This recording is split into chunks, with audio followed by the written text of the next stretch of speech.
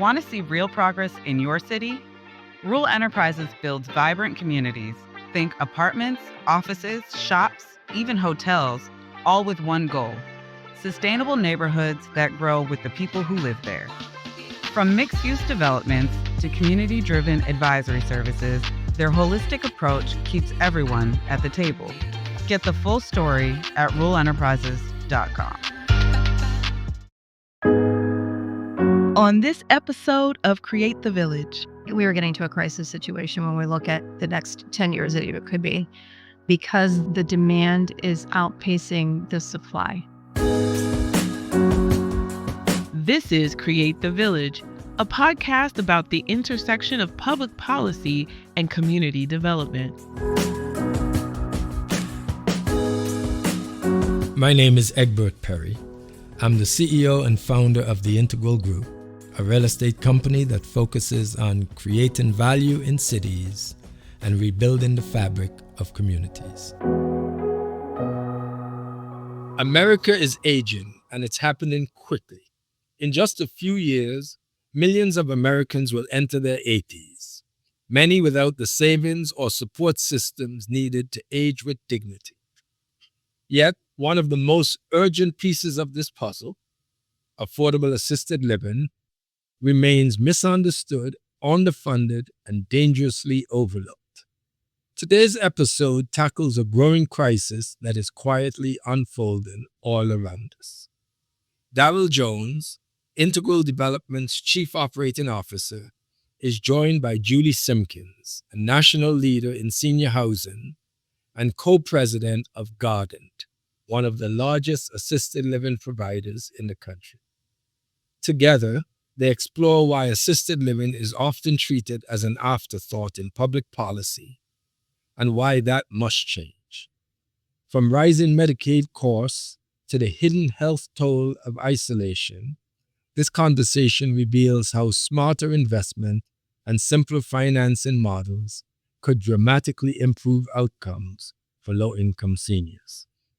Julie also shares how the COVID-19 pandemic permanently reshaped the senior care workforce and what it will take to rebuild the pipeline through purpose-driven careers. This is not just a conversation about housing. In fact, it is a conversation about humanity. So let's listen in after this message from our sponsors. In undercapitalized neighborhoods, social risk often becomes financial risk. The Ascent Project makes investments in challenging neighborhoods more stable and predictable by embedding proven, place-based programs into housing and community developments. From workforce readiness to youth mentorship, TAP builds trust, stability, and long-term value in the communities where you invest. Learn how to get involved and integrate this model into your next project at theascentproject.org. Want to break into real estate or expand your deal flow in South Florida? BRIC, the Black Real Estate Investment Council, based in Miami, is where investors, developers, and lenders meet to move projects forward. Backed by the Black Professionals Network, BRIC is bringing the city's brightest minds together to build smarter. Check out what's happening at mybpn.org/BRIC.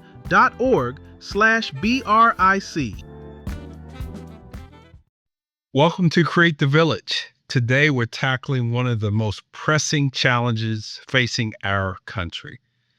How do we provide sustainable, affordable assisted living for an aging population that is growing faster than our ability to house and care for it? Today, I am honored to have our guest, someone I consider a friend, certainly a colleague, Julie Simpkins. Julie is the co-president of Gardant Management Solutions. She's had decades of experience in navigating this industry as providers across the country struggle with funding, workforce shortages, and infrastructure gaps. She's been on the front lines working to create solutions. In today's conversation, we'll break down the biggest issues facing assisted living providers and explore what needs to change, from financial models to government investment and workforce development, to ensure that more seniors can access the care that they need. So, Julie, once again, thank you for joining me today. Daryl, good to be with you. So, for those of us who don't live this every day like we do, I want to start talking about why this is so important. This need that so many seniors has, it just seems to go somewhat unaddressed, certainly on a programmatic basis across the country. But if you could share your thoughts on why what we do and the time that we invest in this space is so important. Yeah, no, I appreciate that. So, I've been senior living for over 30 years now, and a lot has changed. So I first got into assisted living before it was required to be licensed. And there was a need for assisted living services then because you have the people we're serving, our seniors, were going from a very independent living situation to then having to manage this healthcare continuum and provide all the services that bring them into their home. And if they couldn't make that happen, that coordination, then they were going into skilled centers. And to see that start to evolve was really tremendous. It's been fantastic watching it. Then 15 years ago, I really started watching the affordable space because the space I was in, there was a need for the entire continuum. In the space I was in, I was watching people spend down resources and have no place to go. And so for the past 15 years to be part of something that has expanded and to say, what is affordable? There's a big gap. There's people talk about the forgotten middle. There's the forgotten people who don't have resources. The markets have shifted. And, I look at seniors in their 80s and, I'm a baby boomer now, Daryl.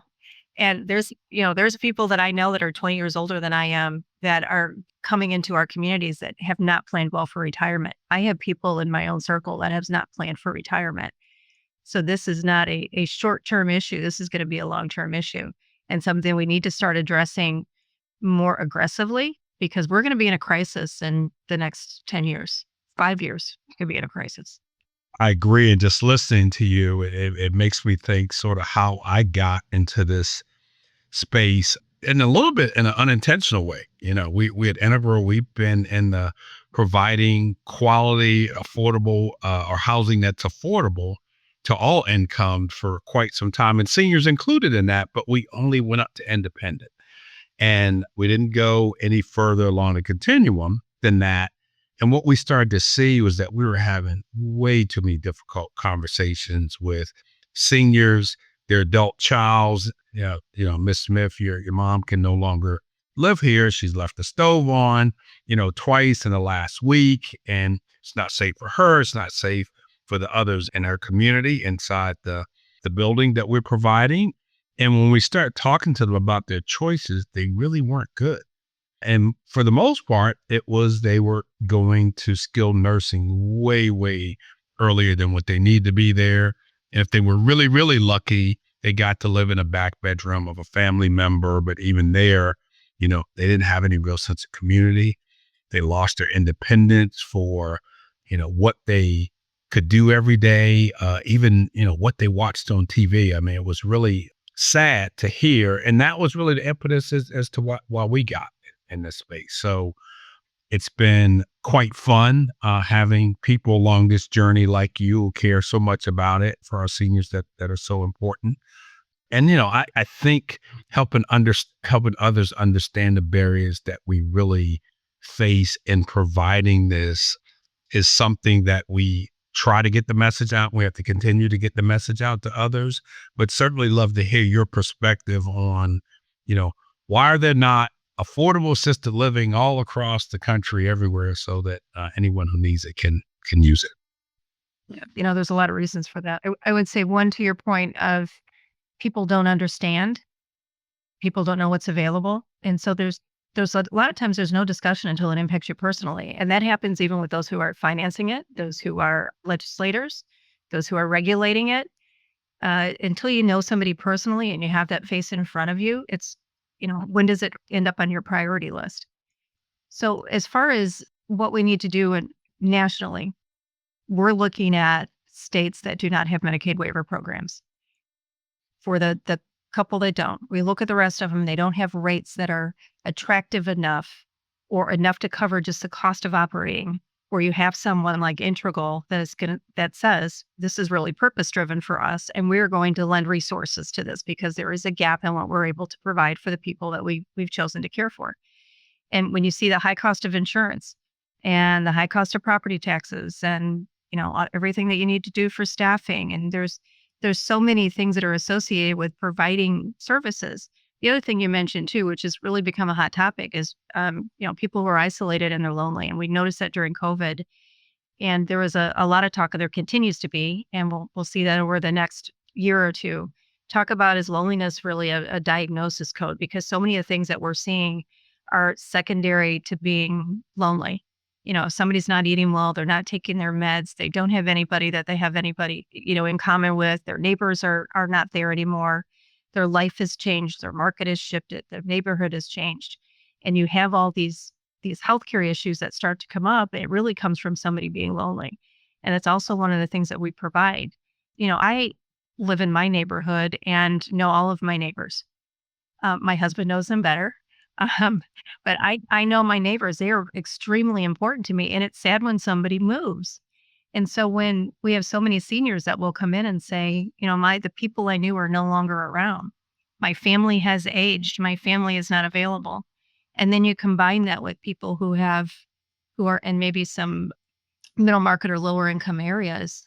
And those relationships shift continually as people are trying to find housing and people are trying to find employment, and you're moving out of the areas that you were in. And Daryl, I know you've seen it, because when I remember a resident you and I met together in your community that said, this is the nicest place I ever lived. I never thought that I could live in a place where I would have everything they needed. I have friends, and I'm proud to have people come into my home. So that is also a very big piece about providing dignity and providing, real joy to people. Yeah, Julie, that you raised such a great point. I think a couple of points. So one, that many times people don't really understand it until they're personally affected by it. And that's unfortunately somewhat in human nature. But I think all of us, until we get old and we lose our independence and opportunity to choose how much we socialize, to be in and out of our communities, however much we'd like to be, that choice every day, that individuals, when you take that away, it's really almost taking away their breath. I find. And thank you for saying, how such a high quality of communities that we provide. And I think most that are in this space do the same. You and your team manage it so well, because we're in someone's home and we're really taking care of them inside at their home. And I think we jointly share that, irrespective of what someone actually pays, this is their home.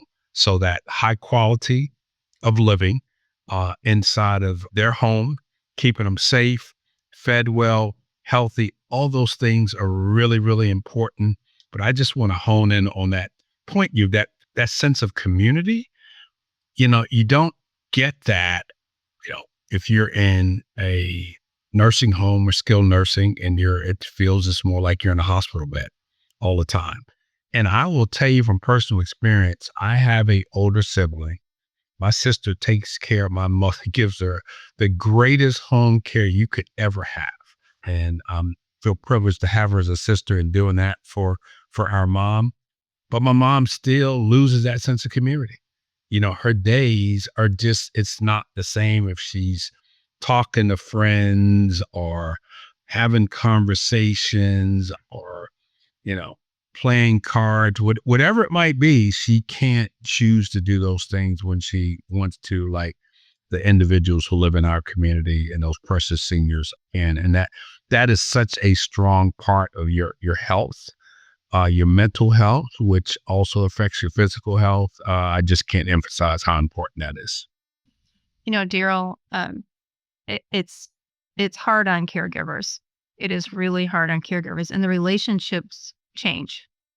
So where you have a mother-daughter relationship can change into a caregiving relationship, and that's really hard on people. And also, if coordinating healthcare services was easy, we wouldn't be needed. If they were available and it was easy and you could bring all these things in, we wouldn't be needed for those things. We would still be needed for the socialization and for choice.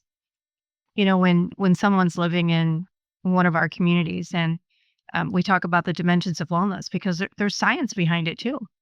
The biggest thing though is to add behind that science comes the ability for someone to make decisions and choose the things that they want to do. And so everything we do is person centered because what I might enjoy could be different than what you enjoy. I'd love to engage with someone who has had maybe some similar life experiences, can kind of have a little empathy or sympathize with me in cases. And then there's times I want to get into a group where somebody's done something that I have never even thought of. And it opens up my world to something new.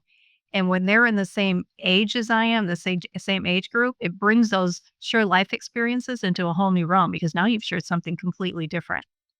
And the dimensions of wellness that I mentioned are really important too, because it's not just about medication management that some people might think. It's like, hey, the meds are off.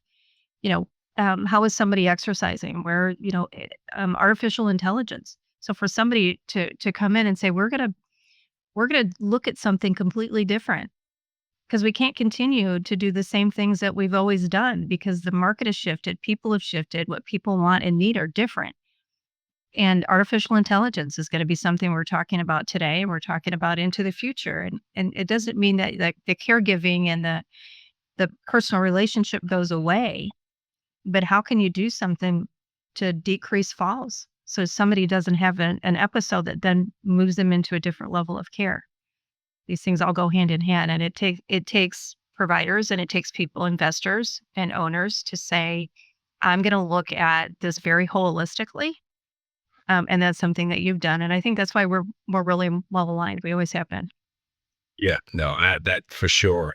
I think the part about this and I think about those that may be listening, when they hear us talk, they're probably thinking, wow, that would be great. But boy, that's really expensive to do that.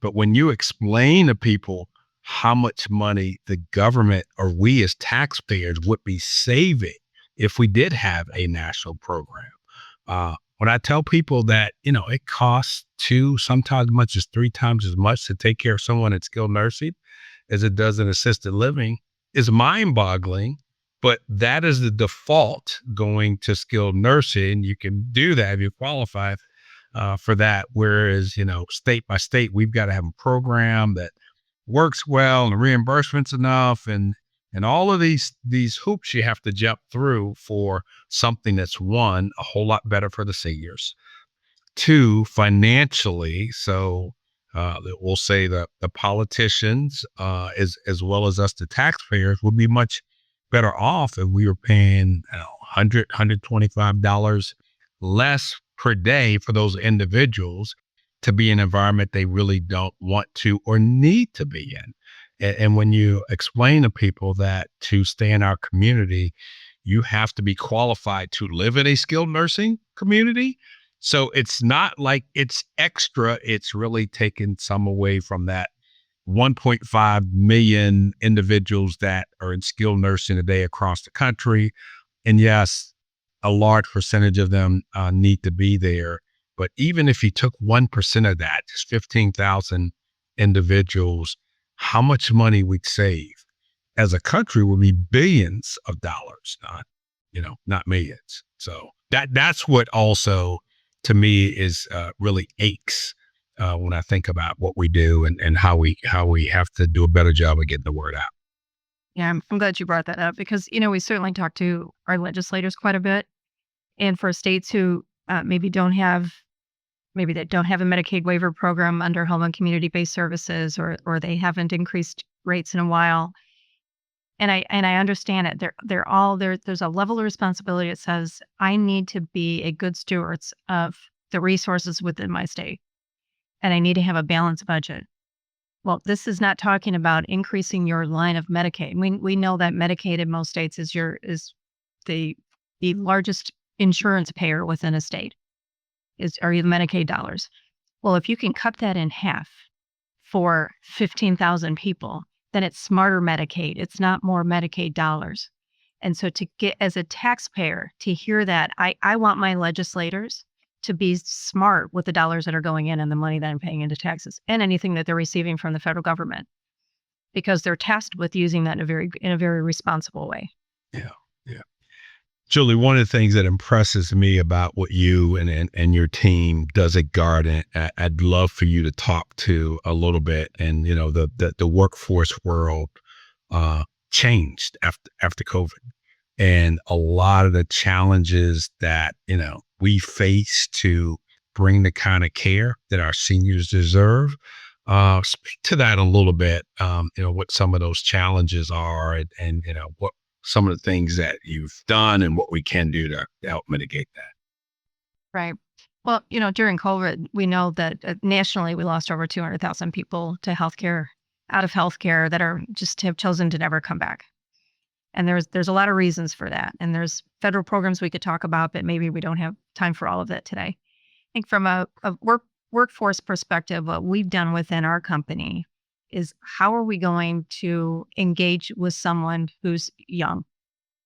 Because as people are aging, as our seniors are aging, the baby boomers are out there now, our workforce is aging. And our workforce has a lot of healthcare workers in it, because it's not this really exciting thing that a lot of people want to get into. You have to give them something they can really get excited about.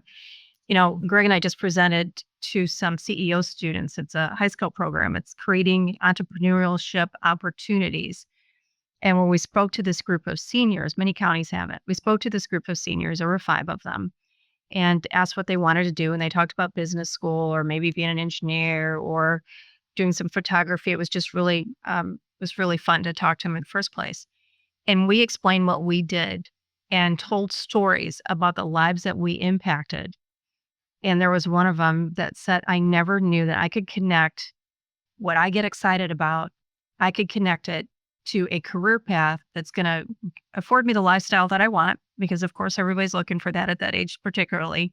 And it's going to give me a purpose and something I can really get excited about and have that's going to, bring me real excitement from now on. And so he's already come back and said, hey, can I do an internship with you? So getting people when they're younger. And then what we do the first time we interview somebody, we have that discussion to say, what is your career path?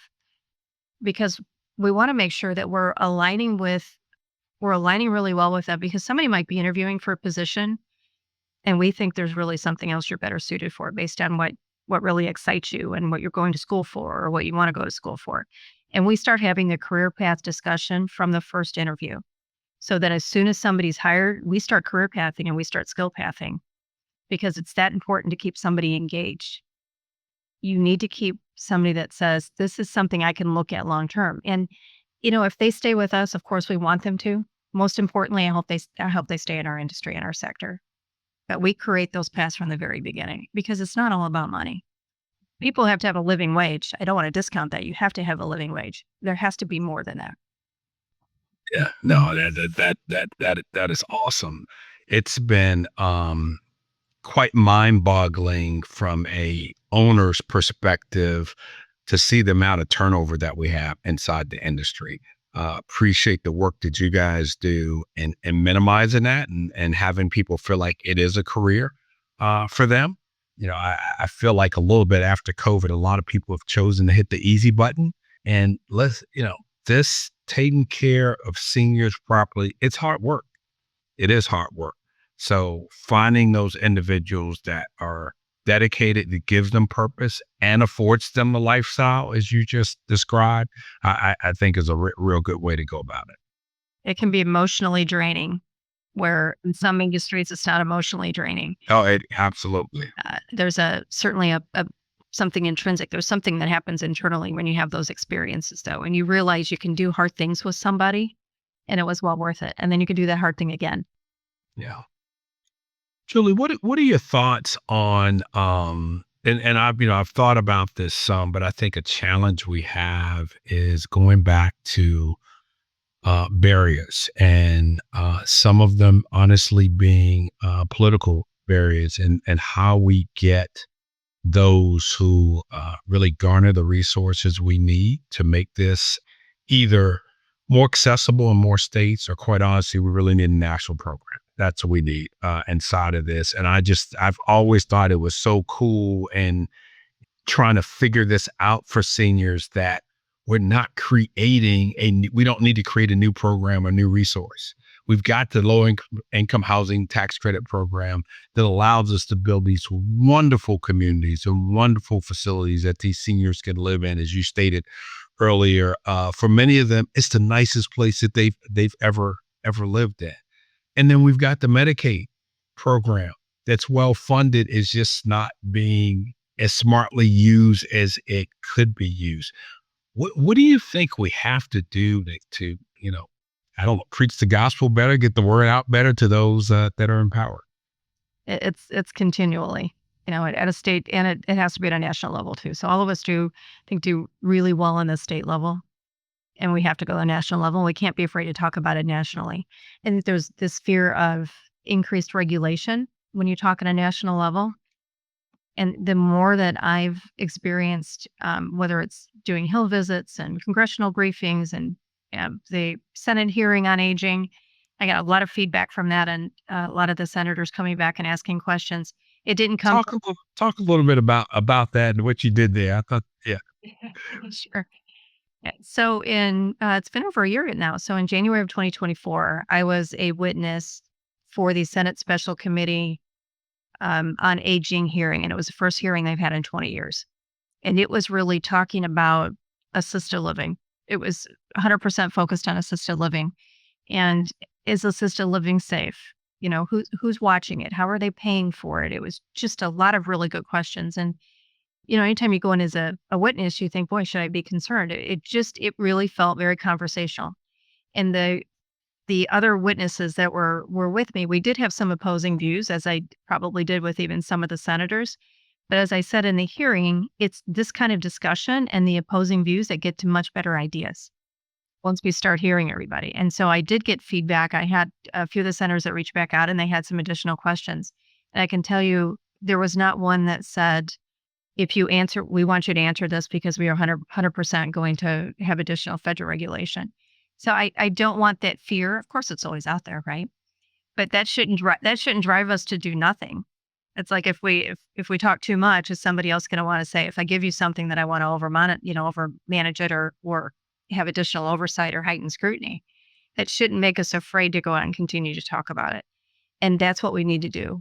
Because there are programs. The low income housing tax credit is a fantastic program. And these are, and of course you're very familiar with it, to have somebody that says, I want to do low income housing tax credit, and everybody involved in this program, this is not a short-term deal. I'm not getting into it on a short-term basis and I'm going to get out. I'm going to get it. I'm committed to this for the next at least 15 and probably 30 years. So I am fully committed to what's going on. And to have any kind of an investment where somebody says, I'm getting into this for long-term because I see what the need is. There's HUD 232 programs. There are programs out there that we shouldn't be afraid of. We just need to get more people involved in them. I could not agree more. And, we're talking about the problem as it is today, but, it's going up exponentially. I mean, I'm not even sure if the word silver or the phrase silver tsunami even, describes what's on the horizon. I mean, the latest numbers I saw was in the next 15 years, those over 75 is going to be, I think, almost 45 million in the country, and over 65, over 80 million. And that is it is the fastest growing segment of our population. Thank God for modern medicine, and we're all living longer and hopefully leading healthier lives. But it also just the stress that it puts on the system, such that if we're not smartly using those precious resources we have, the problem's only going to get exponentially worse. I agree. So you take if we're good stewards of our resources, then to me, I don't want to oversimplify it, but if I can spend 50% less providing services for somebody, why would I not spend 50% less? And we are we're getting to a crisis situation when we look at the next 10 years that it could be, because the demand is outpacing the supply. And it's costly to operate a community. We talked about those things. It's costly to build a community. Are there other communities out there that can be, many of us are doing acquisitions because a building's left vacant and it's within a market, it's within a neighborhood that has significant need for the services. But there's hoops you have to jump through in order to get something purchased and all the inspections and all of those things done and licensing. And so I think they can remove some of the barriers of just the time element and the level of oversight and licensings and approval you have to go through when you have a building that's just sitting vacant and you have need. And it could still take you a year to just get the approvals to start work. That's right. Yep. A little bit scary. Well, Julie, let me ask you, for those, again, who are not familiar with what you and I work on every day, what is that one thing or couple things you just want to make sure that they know as takeaways as it relates to this? The one thing is there's a significant need, because you talked about the aging population, and that aging population means there's people who are going to be in need of services that we provide. So activities of daily living, the socialization, all of those things, a lot of healthcare needs that can be provided, amazing meals, a high level of engagement, all of these things happen. And that also means your workforce is aging. So you have two things. You have a segment of the population that's going to have a need. And there is research that shows when somebody is in a lower income bracket, that they haven't addressed their health needs as maybe someone who's had more income. And so people are coming in with a lot higher acuity and their needs are greater. Now, they're greater in the beginning because Daryl, you've seen it in your own communities where people have gotten better. Their healthcare has gotten better when they're getting the things that they need. It's personalized to them and they're socializing at the same time. So you actually see the length of stays that are going up. People are living in their own private apartment rather than going into a skilled center. And then you have the workforce thing that we need to address. How do we get people interested at a much younger age? We need to start getting them in there now. There are, if there's a barrier, nurses, for example, part of to become a nurse, you have to go through an OB rotation. And that needs to change because you have a lot of hospitals that don't have an OB department. And so they can't become a nurse. If you hire someone, they have to be 18. Well, you might have somebody that goes through a really great program within their own schools and learn skills that can say, I can still, maybe I'm not certified, but I can actually be a qualified caregiver. And that doesn't mean a qualified medication aide. We use that words in different times, but how do we bring in people in much younger that can provide hands-on? And then we need to look at AI for efficiencies because, you have a clinical professional who's spending a lot of time staffing when you can have an AI resource that can do all that and pair people with residents and even help career path. We need to do a lot more with AI. Yeah, that's great. I think one of the things that I would certainly like, and thank you, for that perspective, because I think both of those points are really important. I think another one from the outside, if we're going to provide in an efficient way the care that you and I are talking about, the financing needs to be simplified, or we need more players inside of that space. Right now, we have a few dedicated investors and really appreciate, who they are inside of this affordable assisted living space. But it's so different than a LIHTC program. We could probably choose from on a normal multifamily or even independent senior deal. There's probably 25 or 30 we can pick from. Whereas now we pick from 3 to 5. And honestly, only a couple of those are really, really dedicated inside of this space. And so, in a capitalistic society, you need more suppliers of that equity investment for this to work well. And quite honestly, for many investors, what we do is too complicated. This marrying the low-income housing tax credit program to the Medicaid, and how do they work together? And so it's a lot of brain damage for people. People love the idea and love what we do, but many times it's tough for them to get their internal investment committees on board that this is a good investment for them. And then, I think also on the debt side, we've got a few really good sources and those that really understand this space very well. but we need more there also. And, once they understand it and they're in it, we can figure it out. But that also hurts the efficiency of what we're able to deliver at the end of the day, that we don't have more inside of this space, because it's not simple financing to provide what we do. If you think about what we do from this perspective, a layman's perspective, the services we provide cost $4,000, $5,000, $6,000 a month. The individuals are effectively paying $1,000 or less for. And to do that takes a lot of crazy financial engineering on the other side to make it work. It's all worth it, but I think we could make it even more efficient. And that's what my desire is as well. Yeah, I would agree. Love to see more players in this space.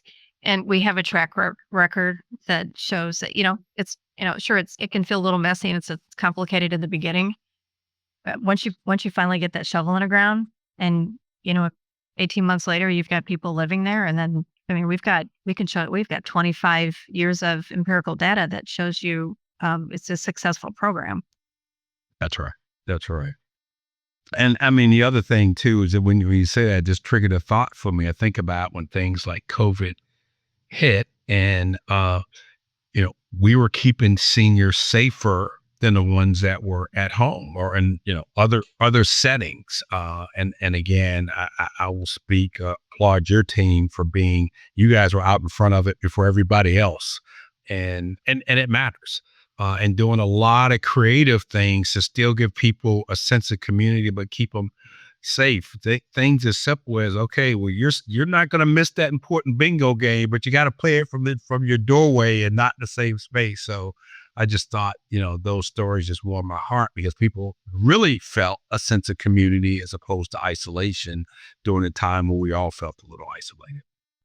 It was. And then there was a lot more. We learned to do a lot virtually, didn't we? We did. Because we had to, because we were also, during that time, we were supporting families. So there was a lot of things virtually. There were, on a 3 times a day basis where we could connect with families and they could find out what's going on or what we're hearing, and just be able to express some things. We have employee assistance programs. We rolled out a resident assistance program and a family assistance program. So if there was just somebody they wanted to talk to who was licensed or certified, then they could talk to somebody. They could talk it through the things that they were going through, because it was supporting everybody. And to your point, because we have private apartments, you didn't have the exposure. So you didn't have all these things that were going on when you have shared accommodations. And we were able to really kind of limit that. And very early on, we were posting everything that we had in COVID, every one of our results. If somebody got sick, whatever was happening, and we were posting it publicly. Awesome. Well, Julie, thank you again for spending this time. Enjoyed this conversation. I enjoy all of my conversations with you, and appreciate the spirit of partnership, and look forward to working with you for many, many more years.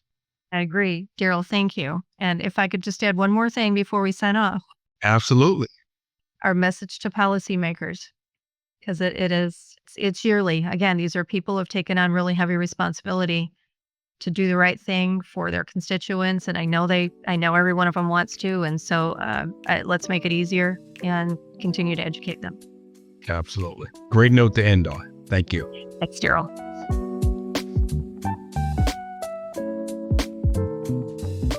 Daryl, that conversation that you had with Julie Simpkins was both deeply grounded and urgently needed. One could say long overdue. Aging is one of the few things in life we all can count on, sadly, and yet we've done far too little to prepare for it, and especially when it comes to housing.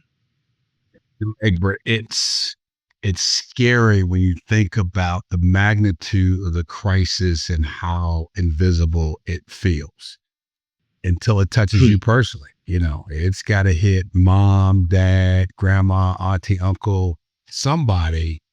And then you try to be all over it, but it's a complicated system. There's not a lot of folks to help. And even once you figure out what you need to do, things move extremely slowly to get you the help you and your family needs. Yeah, no, very true. In fact, I'm just curious, what stood out most to you in that dialogue? In other words, what truths did it surface for you that we've been too slow to confront? I mean, just trying to get a little more granular. Well, I think what stood out to me is, there have been folks like Gardant and now us who've been working on this for, more than a decade, some decades. And it's a problem that helps seniors so much at their time they need it the most. It is fiscally responsible because it actually saves the government to do it. And there's not a real government ask. And the fact that we can't, as a government, as a country, get out our way to solve it is extremely frustrating. That's what stands out to me the most. And Julie laid out a stark reality, and she used the term, the so-called missing middle. But we've seen missing middle described as a lot of things. Sometimes it's about a housing product that is not single-family home and not high-density multifamily, and some people call that missing middle.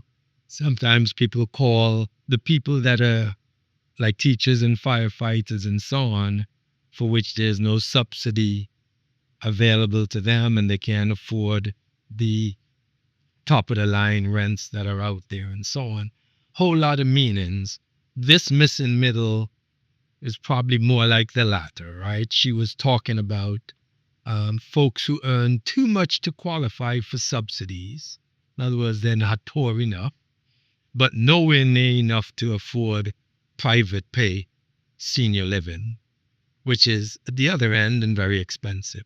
So they're stuck in the middle with very few options. Yeah, I mean, you're right. And it's scary. And I think you described it perfectly, because it's scary because that missing middle is so large. There is an enormous number that fits inside of that group, because how many families can afford to pay $5,000, $6,000, $7,000 a month? And so that missing middle is just such a huge number, and it's a crisis that, we're going to have to come to grips with as a society. Yeah. In fact, it and the cost of the health care that goes with it, medication and so on, swallows thousands of families whole.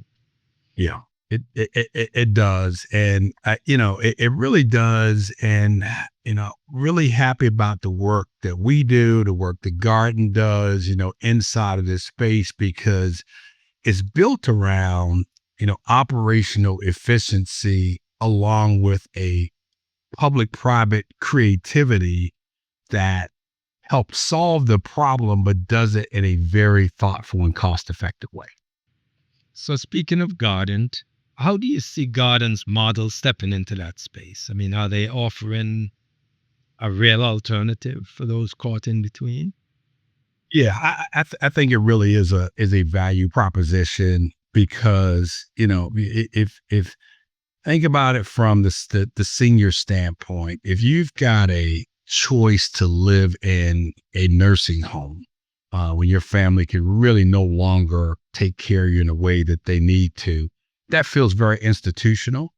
And so what they're offering is a way to help your loved one live with dignity, maintain their independence, feel like they still have a community, and do it in a cost-effective way. So I think what they're offering really is a value. And it's a real value proposition, not only from the family standpoint, but I think from the government standpoint, and effectively spending all of our tax dollars in the most efficient way.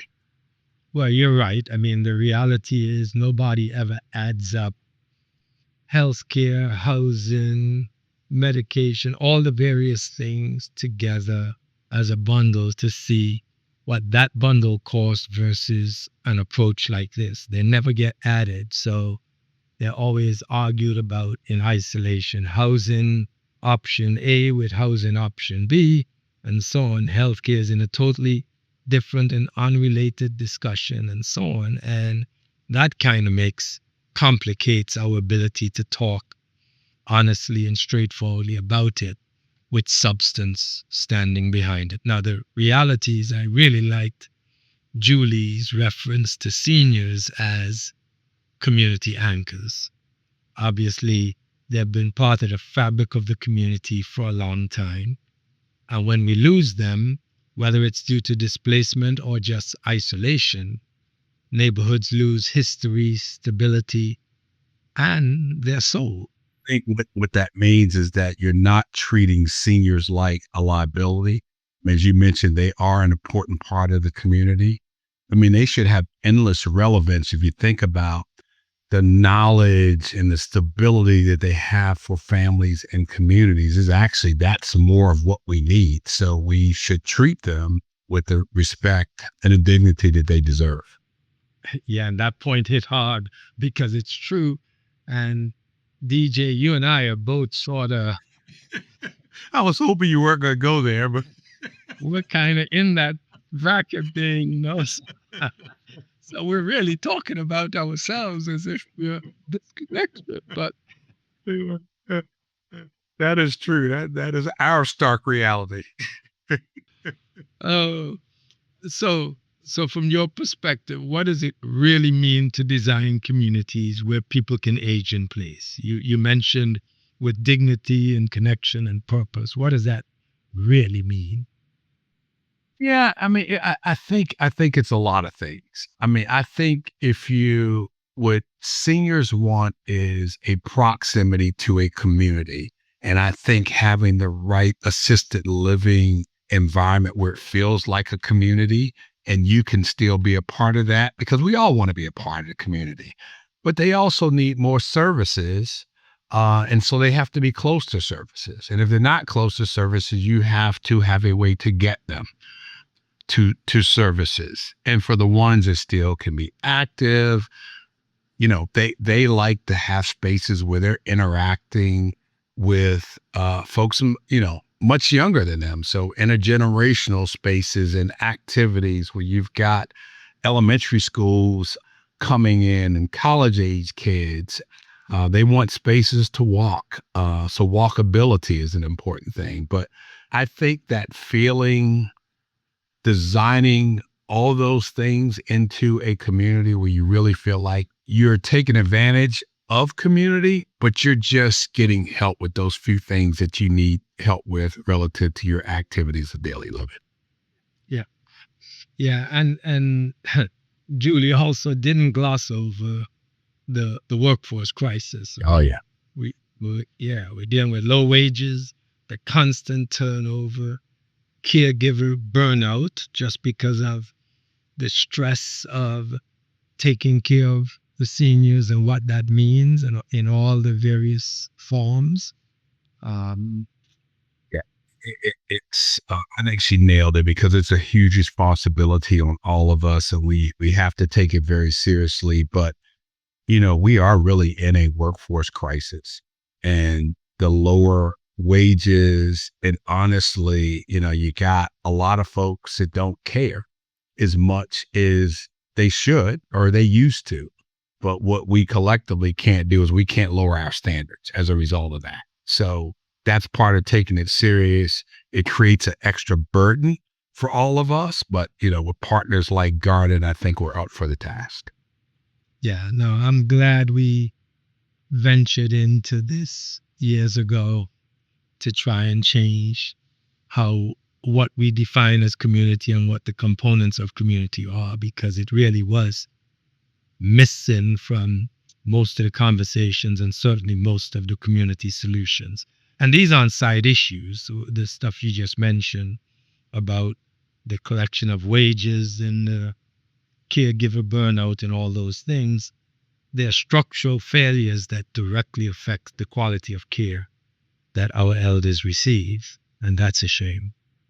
It is. And it also we've talked a lot operationally, but on the development side, we also have a huge responsibility to develop buildings that are going to be the most efficient to support the workflow that's needed.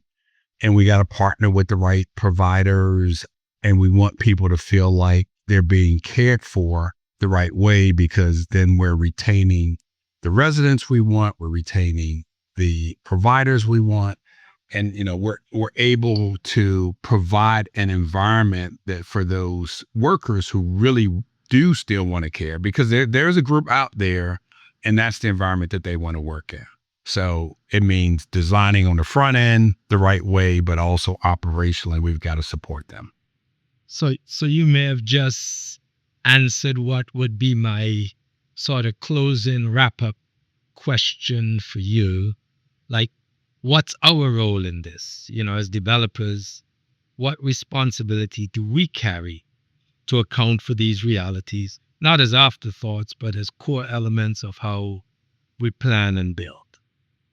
Yeah, I think we have to, there are a couple of things. So one, I think design can't be an afterthought.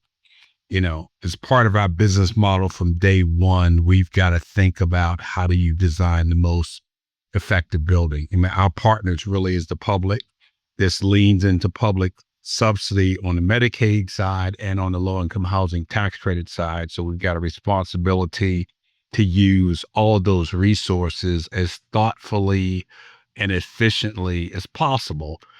I think advocacy is the other part of it, that, we have a responsibility that, as we talked about in the front end of this discussion, is that this problem doesn't become real until it becomes yours.